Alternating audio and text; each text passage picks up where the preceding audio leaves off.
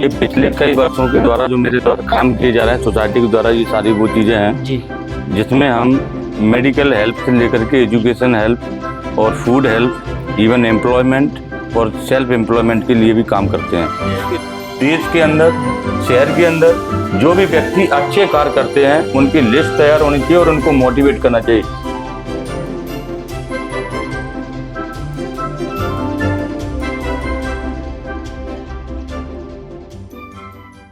एक बहुत ही अच्छी लाइन है जिसमें कहा गया है कि कुछ पद चिन्हों पर चलते हैं, कुछ पद चिन्ह बनाते हैं, वही सूरमा है इस जग में जो अपनी राह बनाते हैं।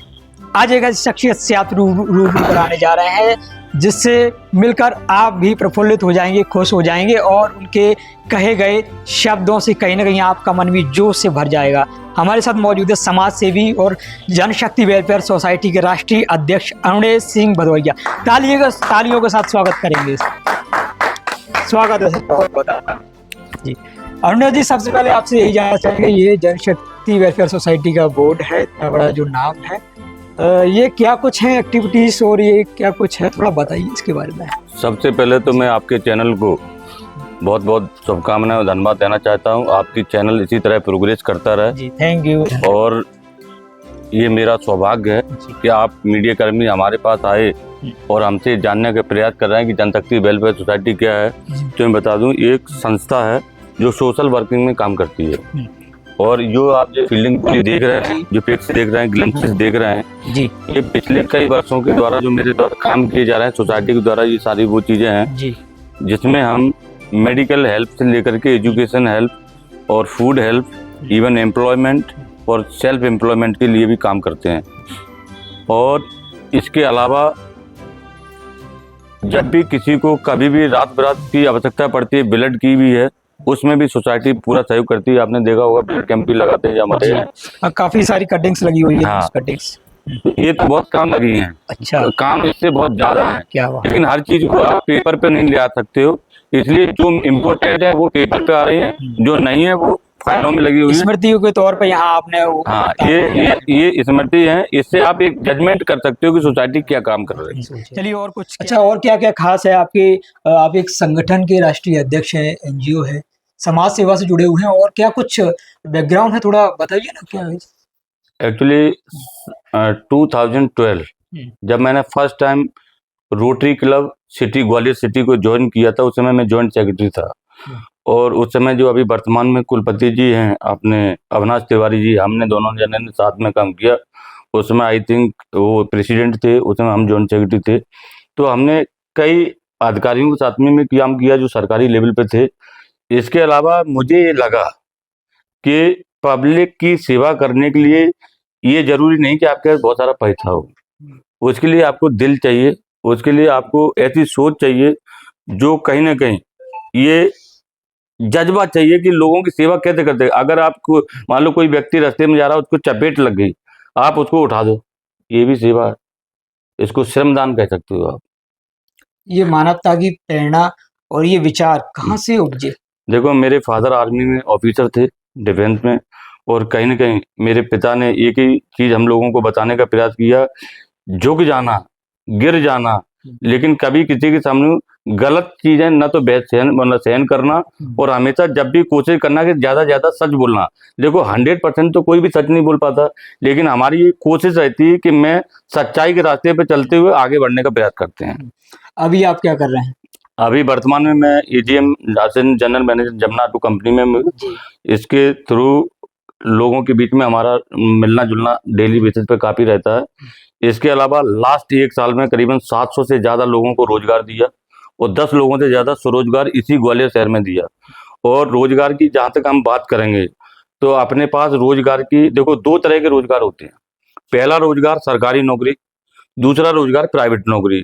अगर जो व्यक्ति ये कहता है कि सरकारी नौकरी नहीं लगी इसलिए बेरोजगारी बढ़ रही है, तो हो सकता है वो अपनी जगह सही हो, लेकिन मेरी नज़र में सरकारी के हर आदमी को सरकारी नौकरी नहीं मिल सकती। 140 प्लस करोड़ जनता है भारत की, उसमें अगर हर व्यक्ति को सरकारी नौकरी मिल गई तो फिर मुश्किल हो जाएगा। उसके लिए क्या हुआ, प्राइवेट सेक्टर आए, पीएसयू कंपनी आई, उन सब ने अपने अपने चालू किए। तो आज मेरे हिसाब से करोड़ों संख्या में लोग प्राइवेट कंपनियों में भी जॉब कर रहे हैं और अच्छा जॉब कर रहे हैं।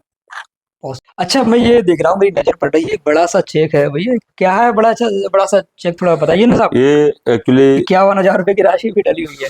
ये 51,000 की राशि तो डली है। जी। ये एक्चुअली टोटल राशि थी 1,26,000। अच्छा जी। ये हमारे यहाँ पे जो काम करने वाली हम्म, बाई आती थी, हम्म। उनकी बच्ची थी, और प्रिया तोमर नाम आर्थिक की लड़की। आर्थिक एक्चुअली उनका सही नहीं था। जी। तो उन्होंने बताया कि ऐसी थी, तो हमने उनको यही कहा था कि जो भी हेल्प होगी सोसाइटी करेगी। तो सोसाइटी ने 51,000 का चेक दिया था। इसके अलावा कुछ सामान भी दे करके शादी करवाई थी। तो ये जो फंड कलेक्शन होता है, इसके लिए गवर्नमेंट भी कुछ सहयोग नहीं, सपोर्ट करती गवर्नमेंट है? का हमने आज तक कोई ना 1 रुपया मिला है, ना उम्मीद करते हैं। अगर जब मिलेगा तो वो आगे की बातें हैं।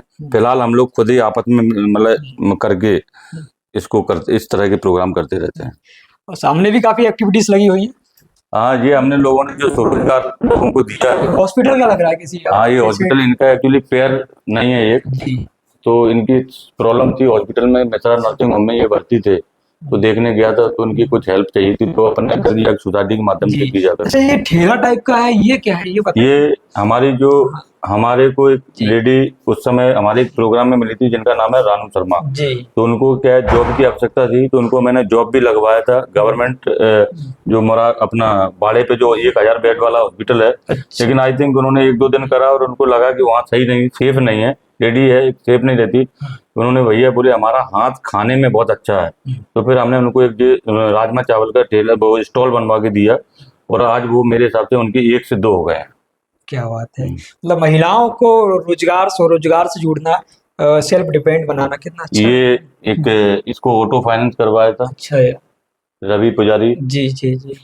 तो ऐसे करके है, और भी एक्टिविटीज लगी हुई है, ये थोड़ा ये सारी एक्टिविटी है। देखो, हमारा मानना ये है कि देश के अंदर, शहर के अंदर जो भी व्यक्ति अच्छे कार्य करते हैं, उनकी लिस्ट तैयार होनी चाहिए और उनको मोटिवेट करना चाहिए।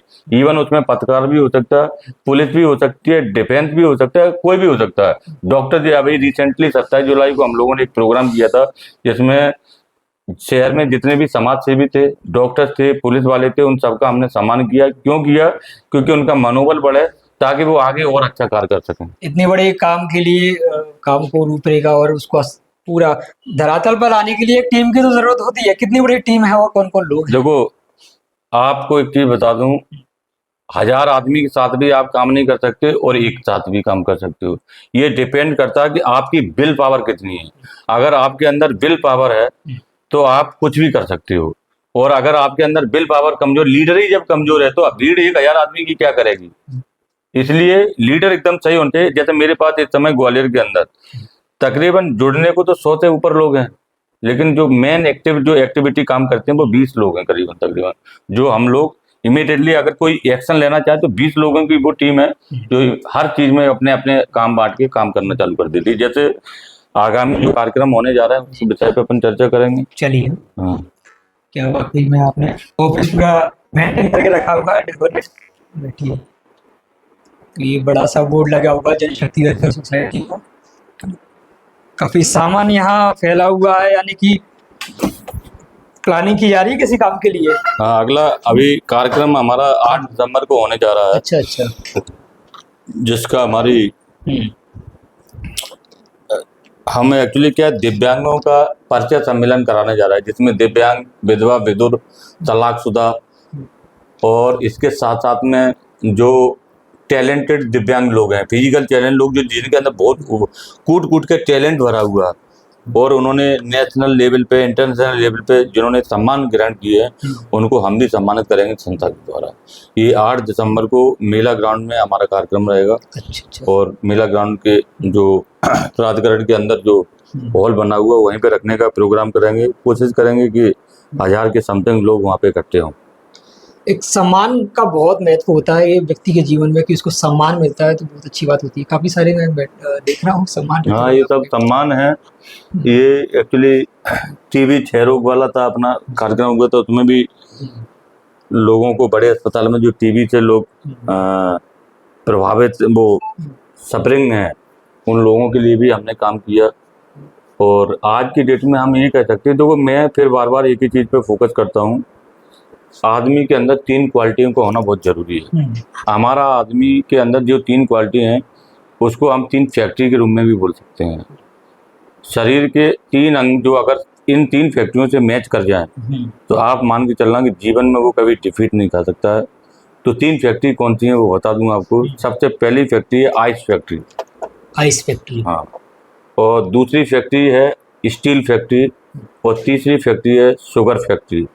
तो हमारे ये जो 3 जो मैंने फैक्ट्री बताई, इसी को अगर हम बॉडी से करें तो सबसे पहले हमारा दिमाग है जो आइस फैक्ट्री की तुलना में आइस जैसा ठंडा होना चाहिए, कूल होना चाहिए। ठंडा कूल होना चाहिए। दूसरा हमने बोला स्टील फैक्ट्री, जो हमारा दिल, जो छाती, जो दिल जिसकी बना, वो हमारा स्टील की तरह फौलाद होना चाहिए। अगर कितनी भी परेशानी आए उसे टकराने का उसमें जज्बा होना चाहिए।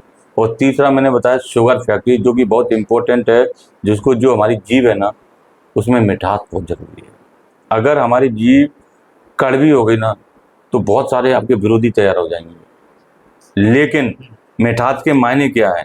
मिठास के मायने ये हैं, अगर आपका किसी से कोई तालमेल नहीं बैठ पा रहा है आप उससे दूर हो जाओ, लेकिन अपनी जबान कड़वी मत करो। इसलिए मैंने बोला शुगर फैक्ट्री।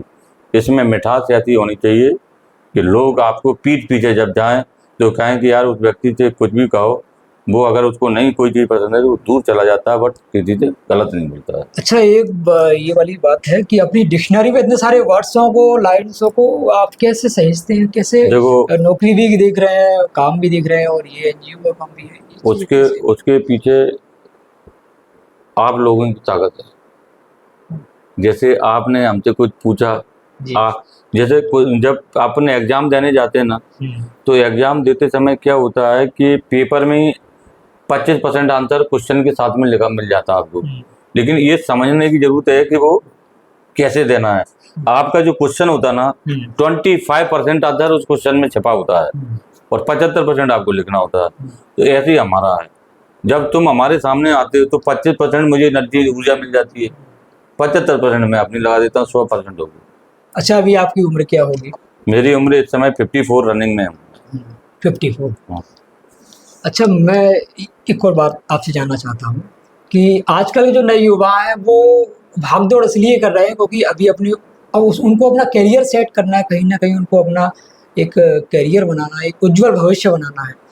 साथ में आपने ये सोचा कि समाज सेवा भी की जाए, मानव सेवा सबसे बड़ी एक बात कही जाती है, मानी देखिए, जाती है। तो उन युवाओं को क्या प्रेरणा देंगे आज की युवा टीम, जी। सबसे पहले मैं युवाओं को ये कहूँगा वो कूल रहना सीख ले अपने आप को, कूल रहना। क्योंकि आज का युवा अग्रेसिव बहुत हो रहा है। जी। आज का युवा इतना ज़्यादा अग्रेसिव हो रहा है कि वो अपने माँ बाप को भी रेस्पॉन्ड कर देता है, गलत बोल देता है। तो सबसे पहले उसके अंदर एक संस्कारिक जो चीज़ें होती हैं वो डेवलप हमें ही करना पड़ेंगी, लेकिन कई बार अपने हाथ में नहीं होता बहुत सारी चीज़ें। हम तो चाहते हैं मेरा बच्चा बहुत अच्छा बने, लेकिन नहीं बन पाता। उसके पीछे हो सकता है हमारे पूर्व जन्मों का कुछ जैसा वो रहे, लेकिन कोशिश ये करते रहना चाहिए कि मेरा बच्चा अच्छे संस्कार के साथ आगे बढ़े। बहुत सारे लोग बोलते हैं मैं सफल हो गया, बहुत सारे कहते हैं मैं सफलता किसको कहते हैं। अगर मेरे मायने में सफलता कोई पूछे तो मेरा जो बच्चा है वो मेरे जैसा हो जाए तो मैं उसको सफल मानने लगूंगा। अगर मेरा बच्चा मेरे जैसा हो जाए मेरी सब, तो मैं यहीं तक तो सीमित हूँ कि मैं चाहता हूँ मेरा बच्चा मेरे जैसा हो जाए तो मैं अपने आप को सफल मानना, मैं सफलता। लेकिन बहुत सारा ये सोचेंगे कि मेरा बच्चा टाटा बिरला बन जाए, बहुत सारे कहते हैं धीरू भाई अंबानी बन जाए। तो सफलता हर आदमी की अपनी अपनी अलग अलग वो उसका आंसर मिलेगा सफलता का। कोई अपने अपने जैसा चाहेगा, कोई चाहेगा मेरी माँ की तरह बन जाए, कोई चाहेगा टाटा बन जाए, कोई। तो सफलता के मायने बहुत अलग होते हैं।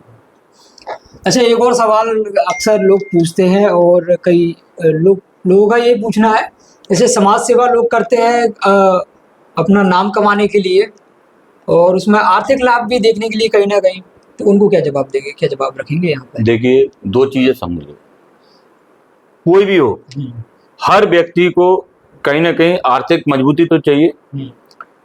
अब आर्थिक मजबूती के उसके पास 2 या 3 ऑप्शन हो सकते हैं। पहला ऑप्शन या तो वो नौकरी कर रहा हो जी। दूसरा ऑप्शन या वो व्यवसाय कर रहा हो जी। तीसरा ऑप्शन कोई इस तरह की सोसाइटी चला रहा हो जिसमें सरकार उसको मदद करती हो, वो सरकार के भी कार्य करता हो और अपने घर की खाना पूर्ति भी करता हो। लेकिन आज के टाइम में थोड़ा सा अपोजिट हो रहा है। इसकी क्या हो रहा, नौकरी वाला नौकरी कर रहा, बिजनेस वाला बिजनेस कर रहा, उनके पास इतना टाइम नहीं है, क्योंकि बहुत सारे लोग कहते हैं मेरे पास समय की बहुत अभाव है। तो समय का अभाव तो अगर मन में ठान लोगे तो वही होता है, जो विचार आप जैसे डेवलप कर दोगे वही आपके अंदर जीवन में तैयार होने लगेगा। आपने कहा मेरे पास समय नहीं, तो बाकी समय नहीं होगा आपके पास, फिर समय नहीं होगा। क्यों? क्योंकि अगर उसी समय तुम फैक्ट्री में नौकरी कर रहे और मैसेज आया तुम्हारा बच्चा एक्सीडेंट हो गया, आप 2 मिनट के अंदर समय निकाल के वहां पे पूरे पहुंच जाओगे, समय मिल गया। लेकिन अगर कोई कहे कि धार्मिक कार्य चल रहा भाई साहब आ जाना, तो वो पता क्या कहेगा, भाई साहब मैं तो ड्यूटी पे जा रहा हूँ, मैं क्या करूंगा। अक्सर होता है कई हाँ, बार। तो हमने पहले तो ये देखो कि अपने पास 8 8 8 टोटल 24 घंटे हैं। आप 8 घंटे अपना नहाओ धो सो जो करना सब करो, 8 घंटे में करना। 8 घंटे 8 घंटे ड्यूटी के लिए आप लगा दो, 16 घंटे आपके हो गए, जिसमें आपने सो भी लिया ड्यूटी भी कर ली, तब 8 घंटे उसके बाद भी बच रहे हैं। उन 8 घंटों में 1 घंटे एक्सरसाइज भी कर लो, फिर भी 7 घंटे बच रहे हैं।